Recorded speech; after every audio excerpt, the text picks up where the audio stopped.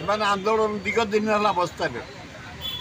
ତାଙ୍କ ଲିଡରକୁ ଡାକି 13 ଦେଇ କମ୍ପଲସରି ରିଟାୟାରମେଣ୍ଟ କରିଦିଆଯିବ କହିବା ଘୋର ଅନ୍ୟାୟ ହେଇଛି। सब जिन तो रैंक दिखाई सब विभाग में इन्स्पेक्टर रैंक सालेरी दिखाई सब विभाग में फायर ब्रिगेडियर दि जाए से कर्मचारी प्रति अन्याय करा सालेरी कमे दि जाए से रैंक पुलिस विभाग में दि जाऊँगी अति अन्याय करा एते शासक रिवेंज माइंड रहा उचित नुह कहीं न दि माने अन्याय करा प्रति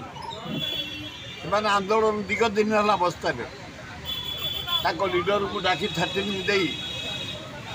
कंपलसरी रिटायरमेंट कर दिया कहवा घोर अन्याय एही भली वीडियो देखिबा पाई आम चैनल को लाइक शेयर सब्सक्राइब करंतु ब्यूरो रिपोर्ट ओडिया न्यूज।